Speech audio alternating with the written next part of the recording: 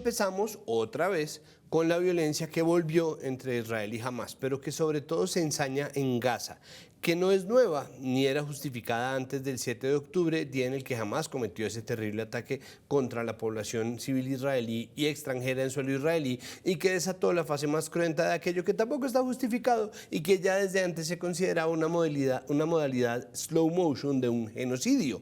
pero que se aceleró luego de la tregua. Y luego de la tregua volvieron los ataques a infraestructura civil, la población civil, el desplazamiento forzado a personas que no tienen a dónde ir, el ataque a los campos de refugiados a los que habrían de ir si son desplazados, que no deberían, y si no estuvieran tratando de sacarlos de su tierra, asesinando a los académicos, bombardeando el edificio sede de su rama judicial y sus universidades y continuando lo que configura una guerra contra los niños, tal como fue denunciada por el portavoz de la UNICEF, James Elder, que insiste en pedir que cese el fuego ya, como lo hace la gran mayoría de la gente en este planeta, incluidos israelíes y judíos por fuera de Israel, solo para encontrarse con que todos estos horrores continúan gracias o por culpa de la anuencia y el apoyo irrestricto de los y las líderes de lo que hasta hace poco tenía el descaro de llamarse a sí mismo el mundo libre, y que en nombre del estatus autoimpuesto de democracia que tiene el Estado israelí y obviamente de sus propios intereses económicos y geopolíticos, porque cuando no, siguen usando recursos de sus connacionales y su influencia política para amparar el horror y el genocidio y hacer caso omiso de los crímenes de guerra que está cometiendo el Estado israelí a la vista de todo el planeta, en redes sociales, en vivo y en directo. ¿Les parece que soy un sirirí? Pues sí, efectivamente soy un sirirí, y creo que todos y todas y todes deberíamos serlo. Seguir insistiendo si a final de cuentas lo mínimo que le debemos a la gente que están masacrando, la mayoría de ellos niños y niñas, es precisamente persistencia. Hace rato se agotaron los valores occidentales, democráticos, los recursos humanitarios, la plurilateralidad, la altura moral, la defensa de los derechos humanos, los discursos emancipatorios sobre la autodeterminación de los pueblos y contra las potencias ocupadoras e invasoras del territorio e invasoras de países, y lo único que nos queda a nosotros es recordar a Gaza y seguir hablando de Gaza, recordar y seguir diciendo que esos valores pueden no ser ya la bandera de las potencias occidentales porque perdieron ese derecho, pero sí deberían serlo de nosotros, seres humanos sin poder alguno, porque alguien tiene que mantener vivo ese ideal, y de hecho es mucha la gente en este planeta que así lo quiere, aunque no tenga una silla en el Consejo de Seguridad de la ONU, ni la plata, ni el poder de veto, ni las armas, ni nada de nada. Y este problema no es nuevo, es viejo, y nos lo vino a recordar la muerte de Henry Kissinger, llamado muchas veces el diplomático más importante del siglo XX, pero curiosamente nunca llamado a un tribunal de justicia internacional por sus muchos crímenes de guerra. Un tipo que en nombre del pragmatismo político nos hizo el mundo más difícil, porque eran las suyas soluciones pragmáticas solamente para la razón de Estado del Estado americano y nada más. En nombre de su lucha en favor de lo justo o lo correcto o la libertad, bombardeó Vietnam, pero además Laos y Camboya, que no estaban en la guerra ilegítima que ya se había inventado Estados Unidos contra el Vietcong. Instigó el golpe de Estado contra Allende hace 50 años exactamente. Creó la Operación Cóndor e impulsó la doctrina de la seguridad nacional de las dictaduras del Cono Sur y de los ejércitos sur y centroamericanos, incluyendo el nuestro, que también estaba siendo adoctrinado en la famosa Escuela de las Américas en Panamá. Peleó contra la descolonización africana y luego de su paso como secretario de Estado fue el consultor al que todos los presidentes de Estados Unidos consultaban. Y este mundo, esta historia que aún nos hiere y nos duele, es la historia forjada en napalm, en desaparecidos y en asesinados que nos dejó Kissinger. Y no, yo no deseaba su muerte, en parte porque no le deseo la muerte a nadie, pero en parte también porque la muerte es una especie de descanso. Y ya que hablamos de victimarios seriales, podríamos pasar a los nuestros, porque hace 30 años murió Pablo Escobar abatido por la policía, dejando una estela de muertos a su paso, lo que mucha gente, medios, agencias de turismo, productoras de televisión, convirtieron en la leyenda fascinante del peor criminal y al tiempo el hombre más poderoso del mundo. Lo que a 30 años de su muerte y sin que hayamos podido acabar de resolver el país, el trauma que nos dejó en gran parte Escobar y en gran parte también el establecimiento político que le hizo ojos ciegos, decide publicar: estos son los números que están en la tumba de Pablo Escobar y que la gente dice que tienen poderes en el chance.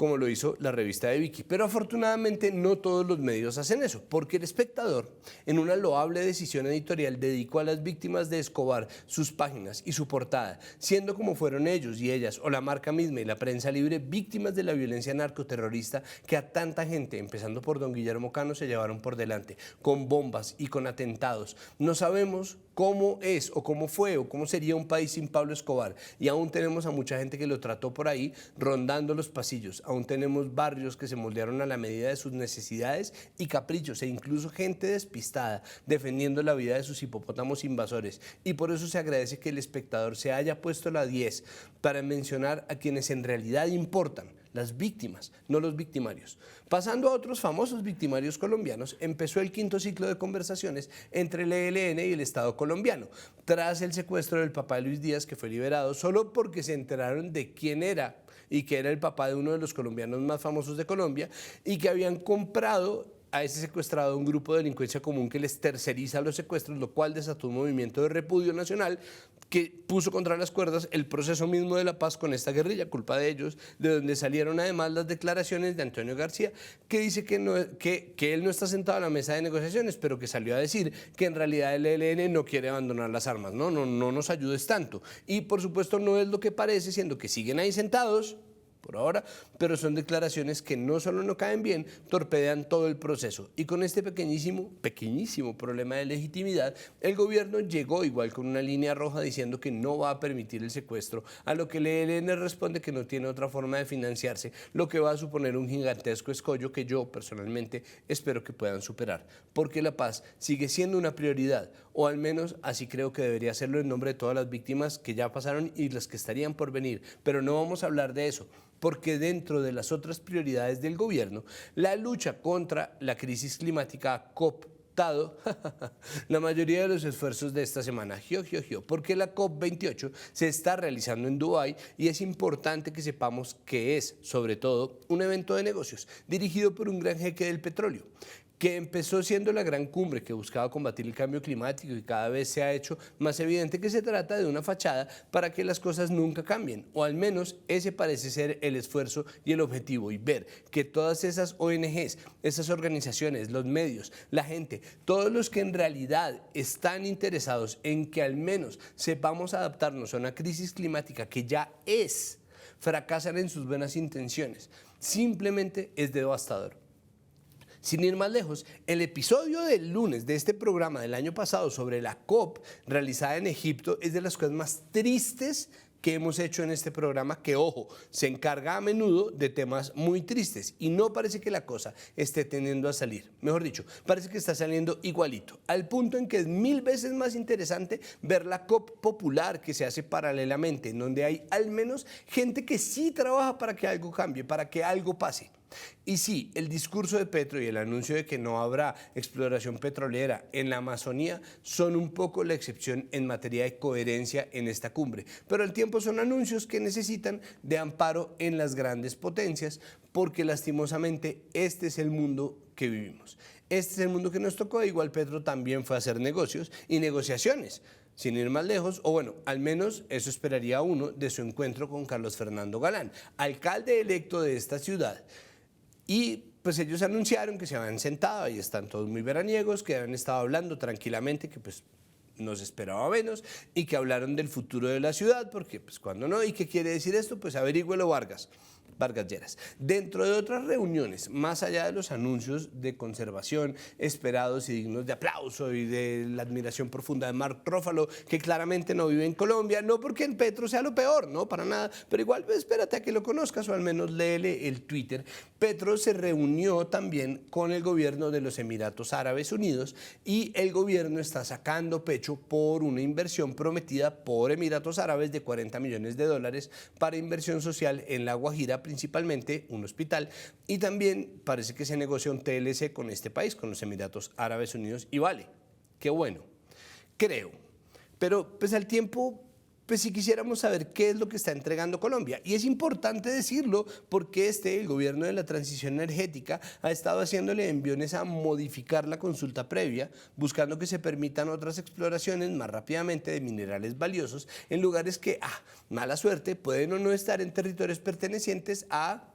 poblaciones racializadas y vulnerables sujetos de especial protección por el Estado. Sí, sobre todo en el gobierno del cambio, esto es importante y todo esto puede ser de interés de potencias petroleras como los Emiratos Árabes Unidos. Digamos algo como, no sé, el oro de Santurbán. Y muchos lo tenemos o lo tememos o lo hemos pensado y nos lo preguntamos, pero quien lanzó la pregunta en público y le respondieron fue la representante Jennifer Pedraza, que recibió una respuesta airada de Petro, un poco con su tonito, con el respectivo leer más, estos tweets que son unas encíclicas en donde la acusa de ser una congresista del establecimiento y de no ser como él, un congresista popular y de la gente, y luego, en fin, que luego dijo el gobierno, salió a decir finalmente que no va a tocar a Santurbán, que era todo lo que queríamos que nos contestaran. Era todo lo que habría podido contestarle a Jennifer Pedraza sin necesidad de la pendencia inútil, pero claro, esa es la cooptación tuitera de nuestra errática y peleona semiocracia nacional. No solo eso, es también la muestra del malestar palpable del gobierno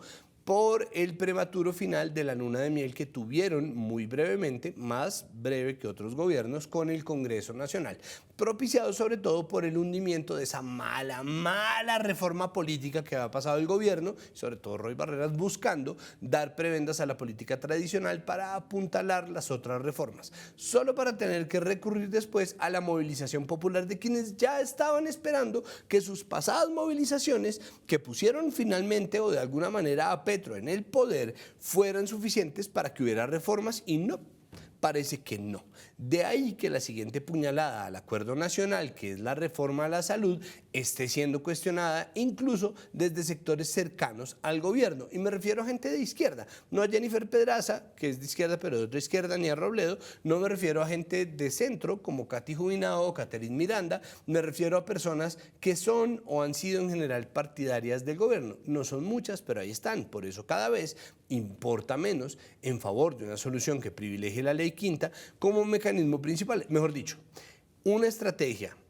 en la que no se debate, sino que se pasa por debate. Y eso que ha pasado 2 debates en la Cámara. Quedan unos pocos artículos que se están debatiendo, se supone que hoy lunes, y la mayoría, mal que bien, han aparecido y sigue el quórum. Es decir, vamos a ver qué tal el Senado con sus mayorías, que no son tan mayorías, y ese es realmente el punto difícil del trayecto. Y mientras pasa, los partidos que son lejanos a Petro, pero igual son de la coalición de gobierno, como el Liberal y el Verde, siguen en ese lento resquebrajamiento que no es producido por Petro, porque el Liberal, desde que yo me acuerdo, está partido en muchos distintos liberalismos, y el verde, ya lo sabemos, es el color con más matices en la naturaleza y también en la política colombiana, pero que definitivamente ha sido acelerado por la presencia de un gobierno más bien de izquierda en un país donde, como en todos los países, el centro siempre acaba votando más bien a la derecha.